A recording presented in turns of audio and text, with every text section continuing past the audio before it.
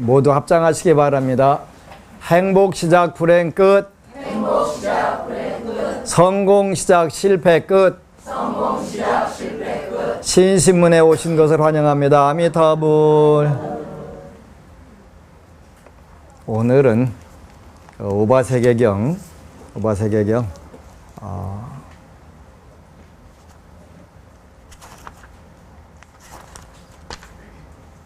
80쪽에 원래는 발보리심품 해야 되는데 80쪽에 자리이타품을 같이 공부를 하겠습니다.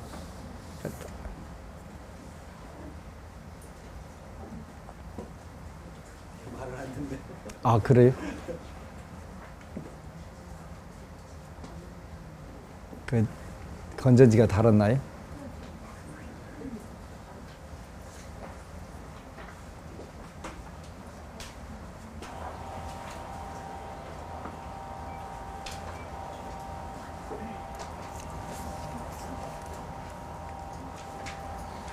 불교는 영국의 유명한 교수 한 분이 스리랑카에서 30년간 사셔가면서 이제 법구경 이야기 서문을 써달라고 하니까 80쪽이요. 80쪽. 불교처럼 수준이 다양한 종교가 없다. 그렇게 믿는 사람 수준에 항상 같이 하기 때문에 하여간 유치원 과정부터 인류의 최고 과정까지 전부 다 있단 말이지. 그래서 어느 쪽을 기준으로 하느냐에 따라서 이해를 못하는 부분들도 있고 또 수준이 낮다고 생각을 해서 이해를 못하는 부분도 있고 수준이 높아서 이해를 못하는 부분도 있고 이렇게 다양하게 있어요. 그래서 경전도 84,000 법문을 전부 시설에 다 펼쳐 놓으신 이유는 중생들 근기가 하도 다양하니까 13살 먹은 친구가 와서 부처님께 물으면 13살에 맞게 대답을 해주셨고 100살 먹은 사람이 와서 물으면 100살에 맞는 대답을 하셨고 그래서 종류가 많아요. 그래서 불교 공부를 하면서 가장 중요하던 거는 늘 이야기를 하지만 부처님이 누구를 상대로 해서 법문을 하셨냐 이게 굉장히 중요한 거예요. 요거를 착각을 하면 불교는 이해를 할 수가 없어요. 그래서 늘 이야기하지만 경전을 설하실 때는 반드시 육하원칙이라고 그래서 언제 어디서 누가 무엇을 어떻게 왜 요거를 꼭 말씀을 하신 이유가 누구를 대상으로 하셨냐 요 구분을 하기 위해서 꼭 육하원칙 언제 어디서 누가 무엇을 누구에게 어떻게 했다 이 구절이 꼭 나오는 거예요. 그래서 굉장히 중요한 거예요. 그런데 이거를 무시하게 되면은 불교는 이해를 할 수가 없고 접근을 할 수가 없는 아주 근본적 이유가 되는 거예요. 여러분들이 금강경을 제가 만난 분 중에서 최고 많이 읽은 분이 12,000독을 했더라고요. 만독을 하신 분은 3년 동안 하루에 13시간씩 읽으니까 만독이 채워지더래요. 일이 되는데 그래가지고 그러면 어떻게 되냐.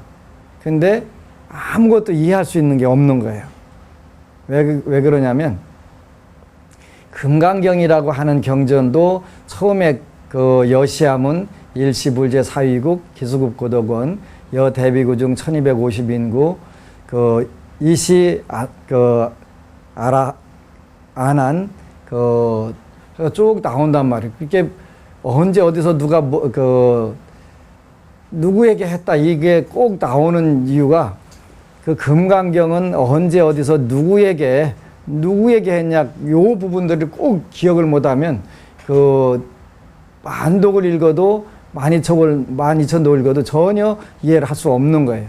왜 그러냐면 요 경전은 처음부터 누구에게 했냐 집회품 제1쪽 보면은 11쪽에 집회품에 나오지요. 이와 같이 나는 들었다.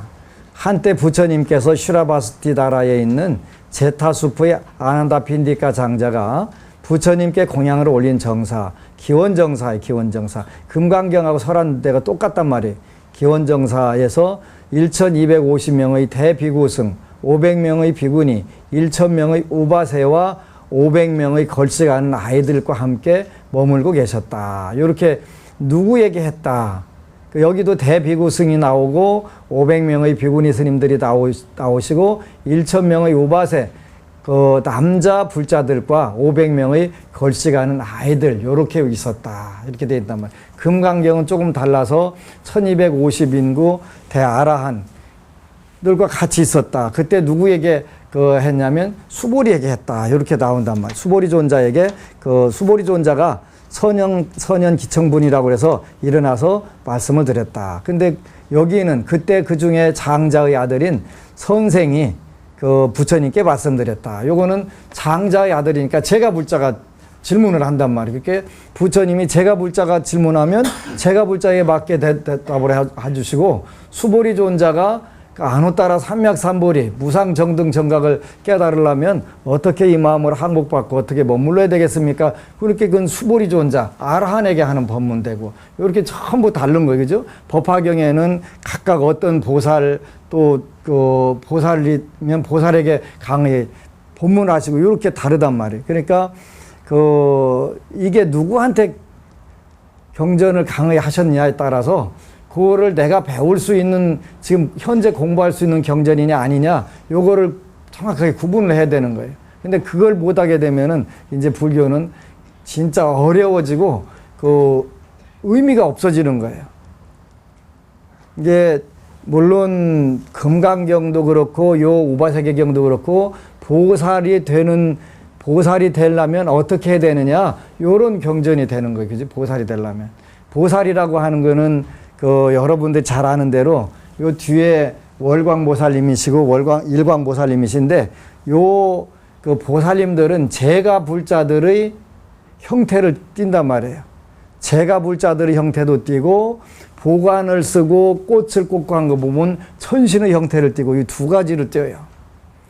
제가 불자들은 이렇게 뭐 하나 이렇게 다는 거 이런 것도 좋아하고 목걸이도 화려하게 달고 옷도 좀 멋지게 입고 싶고 이렇게 전부 이게 제가 불자들의 현실적 욕망을 상징을 한단 말이에요. 그러면서도 천신의 고고함도 같이 동시에 이렇게 보여주지.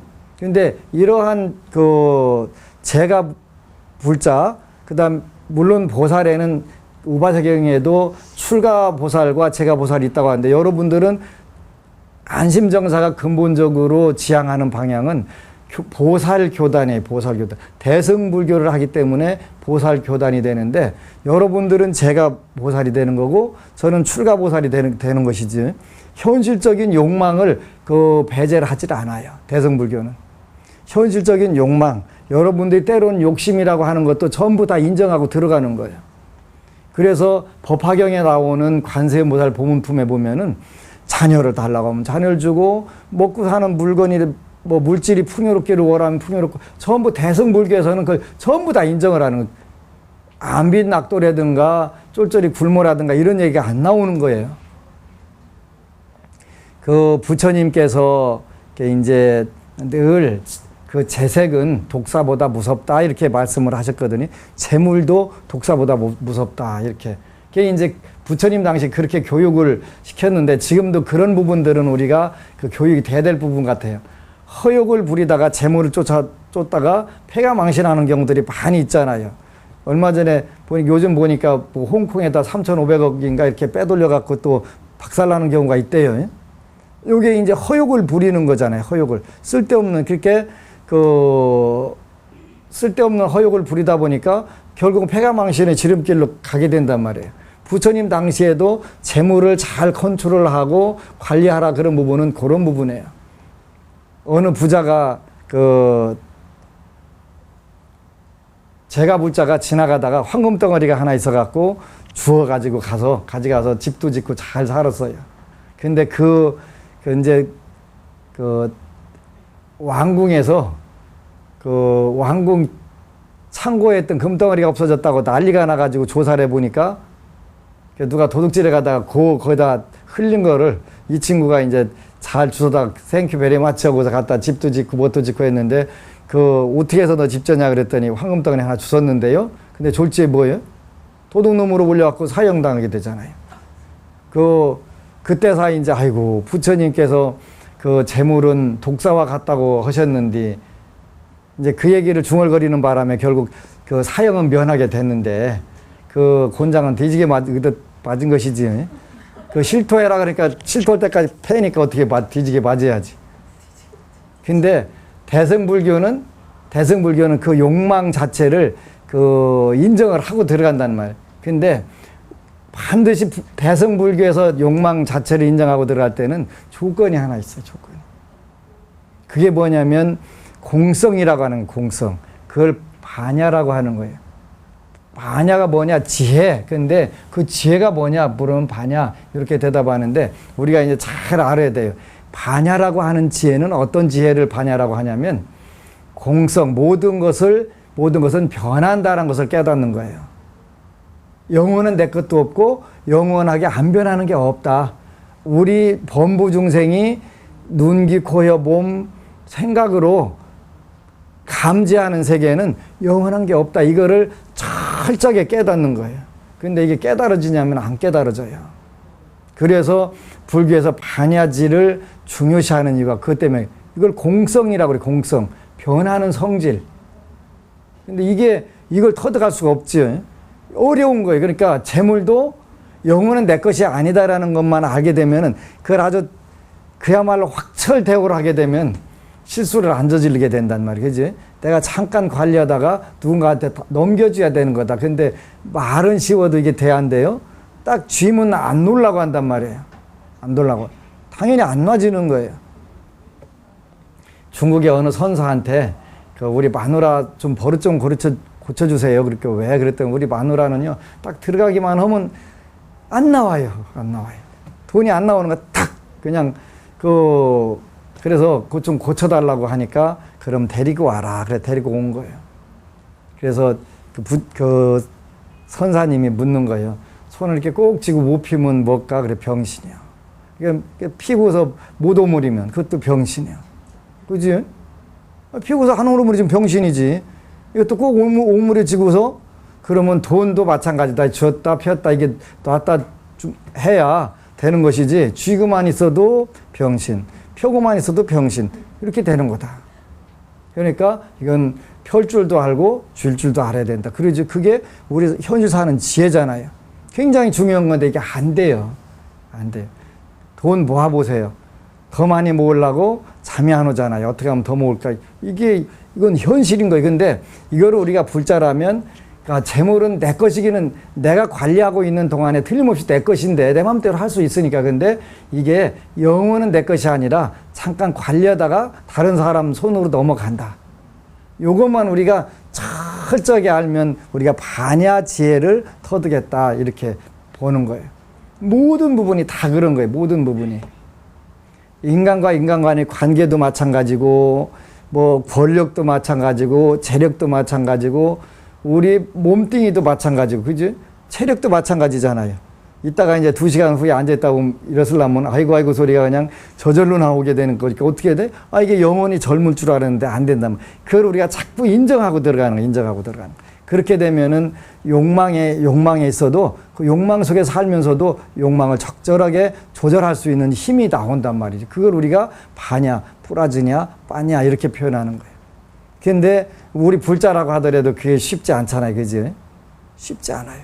그래서 일단은 대승불교는 모든 욕망을 다 인정을 하기 때문에 수명을 드리고 재물을 드리려고 우리가 부처님을 믿고 부처님 법을 배우고 또 그걸 우리가 현실에서 실천한다. 이렇게 나오는 거예요. 자리타품 보면 80쪽에 선생이 세존께 여쭈었다. 세존이시 어떤 것이 보리이고 어떤 것이 보리도입니까? 어떤 것이 깨달음이고 어떤 것이 깨달음의 길입니까? 이렇게 물었단 말이죠. 이렇게 물으니까 이제 대답을 하신단 말이에요. 십품 3절에 보면 선남자여 보리의 도라는 것은 곧 학이며 학과입니다. 배우는 것이고 배움의 결과입니다. 그러죠. 학이란 보리도를 행하되 아직 불퇴전의 마음을 갖추지 못했음을 말하고, 배우는 단계다. 학은 배우는 단계인데 그 무엇을 배우냐면 보리도를 행하되 아직 불퇴전의 마음을 갖추지 못했음을 말하고, 우리가 물러서지 않는 마음을 가져야 되는데 그것도 쉽지 않지요. 그 다음에 이미 불퇴전을 얻었다면 그때는 결과로 얻은 것이다. 이렇게 보리도에도 학과가 있다. 과정이 있고 그 다음에 불퇴전의 단계까지 이른 그런 것이 있다. 그래서 학과를 쭉 이야기하는데, 여기 보면은 그 다음에 81쪽에 보면은 아직 정유를 얻지 못하였으면, 학이고 그 제3급 가운데에서 이미 정유를 얻었으면 학과입니다. 이 결과로 이제 다 불퇴전이 된 거죠. 첫 아승기급에는 모든 것을 지혜로 베풀지는 못하나 모든 때에 베풀고 모든 중생에게 베풀며, 우리가 그 부처님 공부를 하려면 3아승기급을 수행을 한다 이렇게 돼 있단 말이에요. 3아승기급을 그 수행을 한다. 그런데 첫 번째 그 제3급 가운데서 첫 아승기급에는 우리가 모든 것을 지혜로 베풀지는 못하나 모든 때에 베풀고 모든 중생에게 베풀며, 요렇게 모든 때에 모든 중생에게 베푸는 공부를 해야 된다는 거죠. 그 다음에 두 번째 아승기급에는 비록 모든 것을 베푸나 모든 때에 베풀지는 못하지만 모든 중생에게 베푸니 이것이 곧 두 곳의 학이라고 합니다. 이렇게 해서 배우는 단계, 베푸는 단계, 그 베푸는 때를 점점 이게 심화를 시켜나간단 말이죠. 그래서 세 번째 아승기급에는 모든 것을 베풀고 모든 때에 베풀며 모든 중생에게 베푸니, 모든 것을 베풀고 모든 때에 베풀고 모든 중생에게 베푸는 것이지요. 이것을 학과라고 합니다. 결과로 얻은 것이 된다. 선남자여 보살이 보시, 지계, 인욕, 정진, 선정, 지혜를 닦을 때는 학이라고 하고 피안에 이르면 학과라고 합니다. 선남자여 은혜로서 베풀기는 하나 바람일이라고 할 수 없는 것이 있으며 베풀이라고 할 수 없는 바람일이 있고, 은혜로서 베풀이기도 하고 바람일이기도 한 것이 있으며, 은혜로서 베푸는 것도 아니고 바람일도 아닌 것이 있습니다. 우리가 베푸는 것에 대해서도 쭉 설명을 나오는 거예요. 남들에게 베푸는 것에도 반드시 부처님 말씀에 방법의 근거를 하고 있는 거예요. 그죠? 선남자여 은혜로서 베푸는 것이면서 바람일은 아니라는 것은 성문 연각 모든 범부와 외도의 다른 견해이며, 보살이 처음 두 아승기급에 행하는 보시입니다. 은혜로서 베풀기를 하는데 완성은 아니다. 바람일은 완성, 그런 뜻이거든요. 완성은 아니다. 우리가 은혜로서 베풀기는 하지만 그게 그 베푸는 것의 완성 단계는 못 되기 때문에 그것을 우리가 학이라고 한다. 배우는 단계라고 한다. 이렇게 표시하지. 바람일이면서 해시가 아니라는 것은 보시 바람일에서 반야 바람일까지입니다. 그런데 바람일이기는 하면서 해시, 은혜로 베푸는 것이 아니라는 것은 보시 바람일에서부터 반야 바람일까지입니다. 해시이기도 하고 바람일이기도 한 것은 보살이 세 번째 아승기급에 행하는 보시이고, 보시도 아니고 바람일도 아닌 것은 성문이나 연각의 지계와 수정과 인욕과 자비가 그것입니다. 그래서 우리가 하는 것은 보시이면서 바람일이면서 해시가 되는 단계를 자꾸 올라가는 거예요. 처음부터 되는 건 아니에요. 그죠? 선남자여 보시도 아니고 바람일도 아닌 것은 학이고 배우는 단계이고, 보시기도 하고 바람일이기도 한 것은 학과입니다. 결과로 얻어지는 것이다. 이래서 쭉 이제 우리가 어떻게 베풀어야 된다 하는 부분들이 그 자세하게 나온단 말이지. 그 다음에 86쪽에 식품 4절에 선남자여 보살의 신근이란, 신근 믿음의 뿌리네. 그죠? 믿음의 뿌리. 뭘 믿냐고 하냐면 그 158번 밑에 각주를 보면 오근의 하나 그러지요. 신근은 그 오근의 하나인데 불법성 삼보와 고진멸도 사제의 이치를 믿는 거 그랬네. 여기는 삼보와 사제를 믿는 것을 신근이라고 한다 이렇게 표현을 했네. 그죠? 그 신근이란 이미 자기를 이롭게 하고 또 남을 이롭게 하는 것입니다. 그랬죠? 그 불법성 삼보를 믿고 사제를 아는 것은 이미 자기도 이롭고 남도 이롭게 하는 것이다. 그래서 믿음을 왜 가져야 되냐 하냐면 본인도 자기를 이롭게 하고 남도 이롭게 하기 때문에 하는 것이다. 스스로의 이익은 참된 것이라 할 수 없고 남을 이롭게 하는 것이 곧 자리라고 할 것입니다. 이게 굉장히 중요한 부분들이겠죠. 근데 이제 이미 수준이 많이 올라가기 때문에 남을 이롭게 하는 2단계와 3단계 수준의 보리가 되는 거예요. 그죠? 첫 번째는 내 앞가림을 잘하자. 요거였고, 여기 단계에서는 이미 그렇게 스스로의 이익은 참된 것이라 할 수 없고 이미 내 앞가림하는 수준은 넘어됐기 때문에 그 다음 단계로 넘어간다 그런 뜻이란 말이지. 그죠? 그 남을 이롭게 하는 것이 그 자리라고 할 수 있습니다. 남을 이롭게 하더라도 자기의 이익이 생긴단 말이에요. 그죠? 어떻게 생기냐면 내가 내가 한 성공에 대해서 글을 썼더니 다른 사람들이 전부 읽고 성공을 하는데 그 성공 서적을 읽고 또 그 인세가 많이 들어와서 부자가 되더라. 그러니까 이거는 자리이탈인데 남을 이롭게 해주면서 본인이 이익이 더 크게 들어오는 그런 단계까지 이미 이제 들어가는 것이지. 그래서 그 나만의 노하우를 꽁꽁 숨겨놓는 게 아니라 나만의 노하우를 과감하게 일러주게 되면은 사회 전체가 좋아지게 되니까 그거는 또 무량대복이 되는 것이지. 무량대복이 된단 말이에요. 왜냐하면 보살마살은 남을 이롭게 하기 때문에 몸과 목숨과 재물을 아끼거나 인색하지 않는 것이어서 자리라고 합니다. 이제는 3단계에 들어가 가지고 오직 중생들을 위해서 이웃들을 위해서만 살겠다 하는 단계까지 가니까 그때는 몸과 목숨과 재물을 아끼거나 인색하지 않는 것이어서 자리라고 합니다. 이렇게 수준이 자꾸 높아진단 말이에요. 높아져 간단 말이에요. 몸과 목숨과 재물은 그 암경에서 보면은 궁극적으로 믿을 만한 것은 못 된다 그랬단 말이죠. 몸도 변해가고 언젠가는 나를 버리고 죽어버리잖아요. 그 다음에 목숨도 당연한 것이고 재물도 마찬가지. 재물도 천년만년 내 거 될 줄 알았는데 어느 순간 빠이빠이 거서 날라버리잖아요.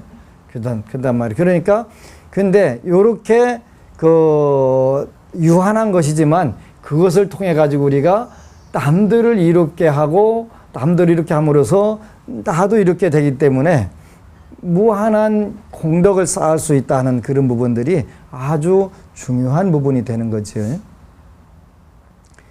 보살은 성문과 연각이 깨달은 보리를 써서 중생을 교하거나 중생이 받지 못하면 천상 인간의 세속의 즐거움으로 가르치니 이것을 이타라고 하는데 이타가 곧 자림을 알고 있습니다. 그러죠? 이타가 바로 자리인데 천상과 인간의 세속적 즐거움으로 가르친다 이렇게 돼 있단 말이에요. 그러니까 아름답게 그 보석을 걸고 싶은데 그러니까 그 쉽게도 보면은 꽃으로 단장하거나 하지 말라고 돼 있는데 보살님들은 전부 단장을 하고 계시단 말이에요. 그 왜 그러냐면 천상과 인간의 세속적 즐거움을 그 통해 가지고 그 범부 중생들을 구제를 해주려고 하니까 그렇게 해서 이타의 방법을 쓰게 된단 말이죠. 그래서 이타가 곧 자리임을 알고 있습니다. 보살이 나와 남의 이익을 함께 하지 못하고 오직 자리만을 구한다면 이것은 하품입니다. 그러지? 첫 번째 이제 하품, 중품, 상품이 나온단 말이지. 이렇게 정확하게 구분되어 있는 거예요. 그러니까 어제도 말씀드린 것처럼 니앗가림이나 잘 하세요. 요 단계는 하품의 단계란 말이에요. 니앗가림은 해야 될 거 아니에요. 그죠? 니앗가림은 해야 되니까. 그래서 요 첫 번째가 오직 자기의 이익을 구하는 것은 하품이기는 하지만 가장 중요한 부분이다. 중요한 부분. 하품이라고 해서 의미가 없다든가 중요하지 않다든가 이런 뜻은 절대 아니에요. 그죠? 니앗가림을 철저하게 잘 하는 것부터 불교는 시작된단 말이에요. 그러니까 자기 자신이 이렇게 니앗가림을 철저하게 하다 보면, 왜냐하면 이러한 모살은 법제 가운데 탐욕과 집착하는 마음을 내기 때문입니다. 탐욕과 집착하는 마음이 있어야 되지요. 그런데 이제 첫 숟가락에 배부르지 않으니까 자꾸 배불러지는 단계가 되면 이제 바뀌게 된단 말이에요. 그러므로 스스로도 이익되지 못하게 하는 것입니다. 수행하는 자가 남은 괴로움과 번뇌를 받게 하고 자신은 안락에 머문다면 이러한 모살은 남을 이롭게 하지 못합니다. 스스로는 보시와 지게와 담원을 닦지 않으면서 비록 남을 가르친다면 이것은 이탈하고는 해도 자리는 되지 못할 것입니다. 그러니까 이제 두 번째 단계로 올라가는 거죠. 그래서 남과 내가 같이 이루어온 단계까지 자꾸 올라가게 된단 말이죠. 스스로 신근 등 5근을 갖춘 후에 가르치면 이것은 보살의 자리이타입니다. 5근이라고 하는 게 5가지 뿌리가 되는데 87쪽에 각주에 보면 깨달음에 이르게 되는 하는 5가지 뛰어난 능력. 신근은 부처님의 가르침을 믿는 것, 불법승, 삼보를 믿고 그 계를 믿고 또 사제 오온을 밝게 아는 것을 신근이라고 했죠. 그죠? 정진근, 힘써 수행한단 말이에요. 아이고, 오늘은 힘들으니까 하루 빼고, 내일은 귀찮아서 쉬고, 모레는 그냥 건너뛰고, 이렇게 하다 보면 한 생이 금방 가잖아요. 그러니까, 요래 정진근. 열심히 힘써 수행하라는 거지요. 그 다음에 염근, 부처의 가르침을 명심하여 마음에 새기는 거예요. 염근. 꼭 기억을 잘하라고 돼 있어요. 기억을 잘하라고. 이제 여러분들이 앞으로 공부하는 부분에 보면은 4가지 사서법 중에서 꼭 기억하라고. 부처님 말씀을 기억하라는 거예요. 그걸 기억을 하지 않으면 실천하고 싶어도 못하는 경우가 많이 있으니까, 그죠? 선남자여, 이익에는 2가지가 있으니 첫째는 현세의 이익이고 둘째는 후세의 이익입니다. 보살이 현재의 이익만을 짓는다면 참다운 것이라 할 수 없고 후세의 이익을 짓는다면 2가지를 함께 하는 이익이 됩니다. 굉장히 중요한 거예요. 그러니까 불교를 믿는 이유는 뭐 때문에 믿냐? 극락 가려고 믿는다. 이렇게 되면 잘못된 거예요. 현세에 바로 이익을 보고 현세에 잘 살라고 믿는 거예요. 두 번째는 뭐예요? 현세만 잘 살으면 그건 잘못된 거니까 다음 생도 잘 살아야 된다. 이렇게 불교는 쉽게 딱딱 떨어지게 여러분들 경산한 거예요. 현세의 이익을 봐가면서 잘 사는 방법들을 나름대로 이제 다 나와요. 그죠? 선남자여, 즐거움에는 2가지가 있으니 첫째는 세속의 낙이고 둘째는 술세간의 낙입니다. 복덕도 마찬가지입니다. 그러니까 뭐가 중요하냐면 여러분들은 세속적으로 현실에서 여러분들이 누리는 즐거움, 누리는 복덕이 굉장히 중요하다는 거죠. 요거를 무시하고 출세간법만을 고집한다든가 뭐 깨달음만 고집한다든가 그러면 불교가 아니다라고, 그건 잘못된 것이다라고 여기 딱 나와버린 거예요. 그래서 보살이 스스로 이러한 2가지 낙과 2가지 복을 갖추고 중생을 교화한다면 이것이 곧 자리이고 이타입니다. 자리이타가 보살도니까 철저하게 현세의 즐거움, 내세의 즐거움, 현세의 복, 내세의 복, 이렇게 여러분들이 차곡차곡 다 누리고 살아야 되는 거예요. 누리고 살아야 되는 거예요. 그 부산에 우리 안인덕 법우님이 그런 이야기를 하더라고요. 스님, 20년 전만 요 우바세경을 출간해가지고 강의를 하셨다면 얼마나 좋았을까요? 그죠? 한국이 정말 많이 달라지고 한국 불교가 달라졌을 것입니다. 그러니 아직도 이 경전 얘기하면 전혀 이해를 못할 불자들이 한국의 99% 된단 말이에요. 제 강의 듣는 사람들도 어리둥절한 사람들이 있을 텐데 이거 진짜 불경 맞아? 불경 맞아? 근데 약사경도 처음에 제가 읽으면서 그랬거든요. 무슨 이렇게 그 구장수, 득장수하고 건강장수하기를 구하면 건강장수를 얻게 되고, 또 구부요, 득부요, 부귀영화를 풍요를 구하면 풍요를 얻게 되고, 불경에 무슨 이런 게 다 있어? 그런데 그게 불경이거든요. 그런데 우리가 현실적으로 이렇게 자세하게 이 경전은 제가 불자를 중심으로 해서 그 대화를 한 것이기 때문에 정확하게 맞는 거란 말이에요. 이제 여러분들이 현세의 즐거움과 내세의 즐거움, 현세의 복과 내세의 복을 누리는 방법들을 최대한 찾아야 된단 말이에요. 최대한 찾아야 된단 말이에요. 그지? 굉장히 중요해요. 이렇게 자세하게, 그 다음에 이제 그 정진하는 방법, 그 우리가 현실에서 그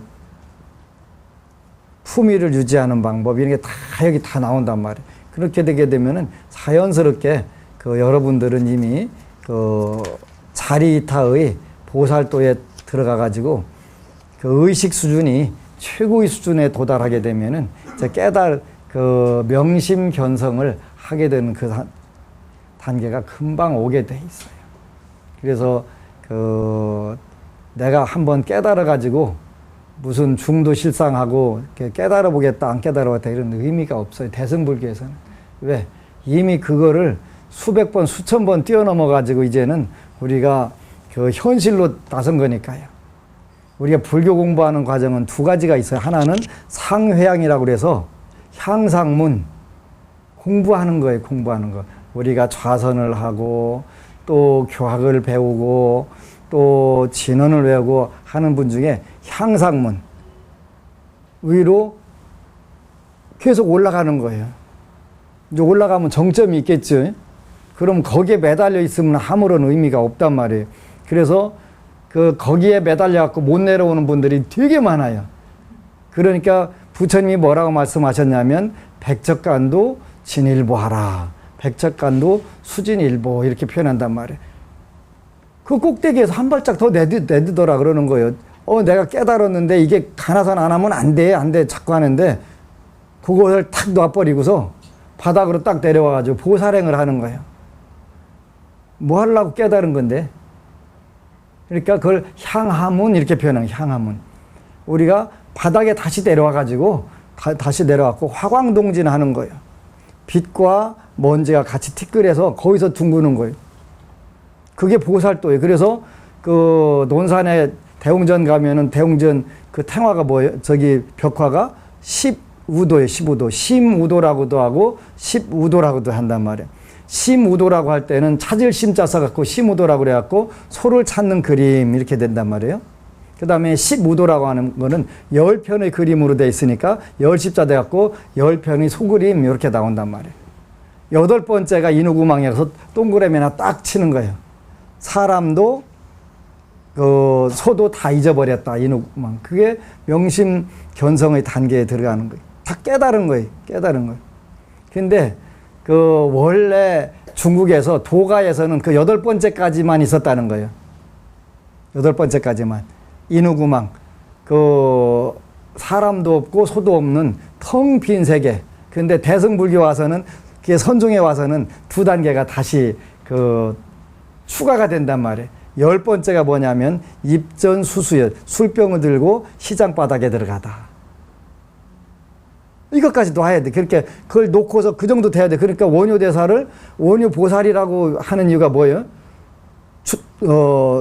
도롱박 들고서 두드려가면서 춤을 추고 다녀가면서 인간들 모든 중생들이 같이 나무아미 탑을 관세음보살하면 다 극락간다 이래갖고 전부 같이 가자 했기 때문에 보살이 된 그걸 다 놔버린 거예요.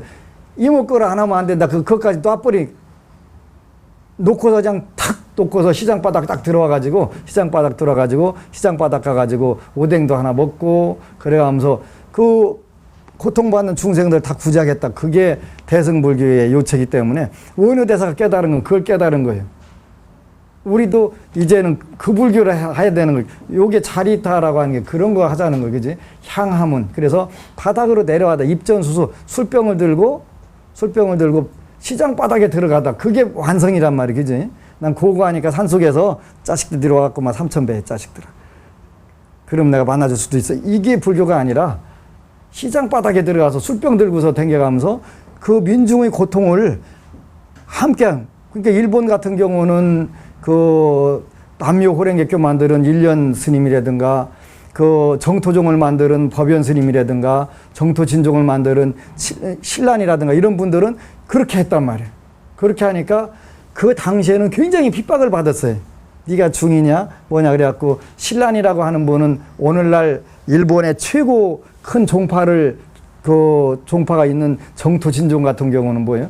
신란이라고 하는 분은 자기는 더벅머리 그 사나이라고 우독이라고 어리석고 어리석은 더벅머리 총각 뭐 이런 식으로 자기가 그 하면서 민중으로 내려갔단 말이지. 법상에 멋지게 앉아갖고 주장자만 흡들어 대는 게 불교가 아니고 그건 향상문이고 아직 그 공부하는 단계고 그걸 밑바닥에 내려와가지고 포교를 해가면서 그 중생들의 그 괴로움과 시름을 같이 하는 걸 우리가 향하문, 입전수수 이렇게 표현한단 말이에요. 그래서 이런 부분에서 보면 우리가 그 사실은 대한민국도 포교를 하는 스님들이 대우를 받아야 되는데 대우받으려고 하는 건 아니지만 그러니까 대만 같은 경우는 이미 성운대사나 그 증엄스님이라든가 이런 분들이 전부 그 바닥으로 내려가 가지고 같이 호흡하는 불교가 됐으니까 그건 당연히 불교가 되는 거잖아요. 융성할 수밖에 없잖아요. 같이 화광동진하니까 입전수수하는 거니까. 그래서 우리나라도 이제 앞으로 우리가 그 요 우바세계경만 잘 그 공부하는 불자들이 많이 늘어나도 금방 그거 될 거예요. 여태까지는 상상도 못했던 이야기들이 여기에 그냥 자세하게 나오는 거, 그지? 자세하게. 수명과 재물을 들려? 그런 얘기가 다 있어. 근데 있다니까, 그지? 있는 것 뿐만 아니라, 보리, 깨달음이라는 게 뭐냐? 하품이 있고, 중품이 있고, 상품이 있다. 내학가림자라는 건 하품. 내학가림 잘한 거를 남들에게 전달하는 것은 중품. 그 다음에 대학가림이 이미 끝났고, 남들을 위해서 오로지 봉사하면서 법을 전하면서 살겠다. 상품. 이렇게 탁탁탁탁 나온단 말이지. 그렇게 되게 되면 여러분들이 상품을 수행하게 되면 어떻게 바뀌냐면 이제 여기 일광보살님이나 월광보살처럼 탁 모양이 다 바뀌어 버리는 거지. 천의 무봉의 옷을 입고 그 머리에는 저절로 꽃이 피어나고 이렇게 탁 된단 말이에요. 이렇게 된단 말이에요. 된다고요. 그래서 우리가 불교라고 하는 거는 그 다음에 현실도 즐겁고 내생도 즐겁고 현실도 복받고 내생도 복받고 세상에 이게 불교인데 이런 불교는 싹 빼놓고서 그냥 껍데기만 가지고 계속 발버둥 치고 앉아있는 거 보니까 제일 안타까운 거잖아요. 그래서 20년 전만 이 경전을 강의했다면 지금 불교는 완벽하게 달라졌을 텐데 이제 지금도 안 늦었어요. 그죠? 안 늦었어요. 절대 안 늦었어요. 그 불교는 한계 절대 안 망해. 왜 안 망하냐면 이런 가르침들이 이제 쏙쏙 나오고 전부 퍼져나가기 때문에. 어제는 불교 텔레비전 방송에 이정남 국장이 오셨는데 그 초코파이 운동을 이제 그분 덕분에 한 거거든요.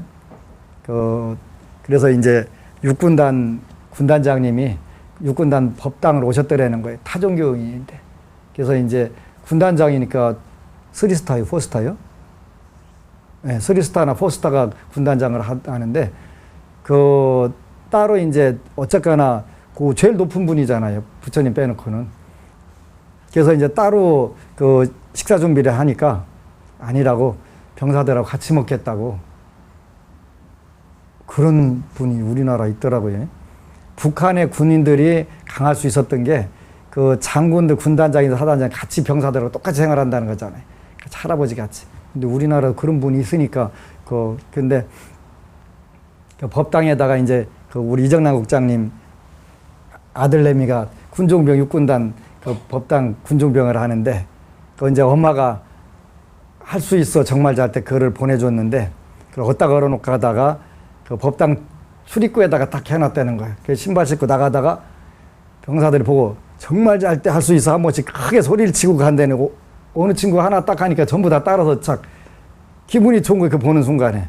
그래서 또 육군단 군단장님도 그 법사님 보고 법사님 이렇게 좋은 글을 쓰셨냐고 그러니까 아니고 우리 초코파이 2달에 한 번씩 200박스 보내주시는 그 스님이 있는데 그 스님이 써내 보내주신 거라고 그랬더니 고맙다고 인사해야 되겠다고 그 주소 알아달라고 그래서 또 이제 이정남 국장님한테 주소 알아갖고 이렇게 갔다는 거예요. 그러면 정말 잘 때 정말 좋은 구절 할 수 있어 젊은이들한테 희망을 주고 용기를 주는 그런 좋은 그 짧은 구절 가지고 그게 된다고 좋아하면서 굉장히 기뻐하시더라는 거예요. 그래서 이제 그 타종교인이라고는 하는데 이제 저 한번 만나자고 한다고 하니까 이제 그때 이제 불자 만들어야지. 그래서 그 우리가 이렇게 이제 처음에는 내학가림 잘 해가면서 그 하고 그 다음에 차츰차츰 이렇게 남을 위해서 하는 거지. 87쪽에 그 첫째는 현세의 이익, 둘째는 후세의 이익, 그 다음에 현세의 복덕, 후세의 복덕. 이렇게 우리가 이거를 갖추고 또 중생을 교화해 나가는 것이지. 그러니까 정말 좋은 종교, 불교, 이거를 몰라서 다 됐기 때문에 이제는 우리가 이거를 늘 가져가서 외워야 돼요. 내가 여러분들이 그 시험 보려고 외우는 게 아니라 내가 정말 현실에서 즐겁고 그 후세에도 즐겁고 현세에도 복받고 내세에도 복받게 하기 위해서는 이 책만 외워도 여러분들이 전부 다 이루어져요. 안 이루어질 수가 없어요. 이게 그 교과서니까. 그래서 95쪽 한 번만 더 볼까요? 95쪽 10분 8절에 보면은 그 여기 나와요. 선남자여. 보살마살은 네 가지 법을 갖추고 있습니다. 그래서 여러분들이 해야 될 일이에요. 받는 것과 베푸는 것. 그 다음에 외우는 것과 가르치는 것. 여기에 자리 있다라고 딱 나오는 거예요. 받는 것과 베푸는 것. 외우는 것과 가르치는 것. 그래서 쭉 이렇게 나온단 말이에요. 그지? 받을 줄도 알고 베풀 줄도 알아야 되고 외우고 가르치고 이렇게 전부 굉장히 중요한 거예요. 이렇게 쭉 다 나와 있어요. 그래서 하나하나 나와 있기 때문에 어려울 게 하나도 없어요. 그래서 여러분들은 늘 네 가지 법을 갖추어야 된다. 갖추려고 하면 어떻게 돼? 받는 것과 베푸는 것, 외우는 것과 가르치는 것. 이렇게 탁탁 다 나와요. 너무 쉽게 자세하게 잘 나온 거예요. 그래서 이게 논어나 성경보다도 훨씬 우리 인생에 처세하는데도 너무 좋은, 그야말로 보살도를 실천하는 그 자체가 여기 다 들어있는 것이지. 너무너무 좋은 거예요. 여러분들은 정말 행운아요, 행운아. 아미타불.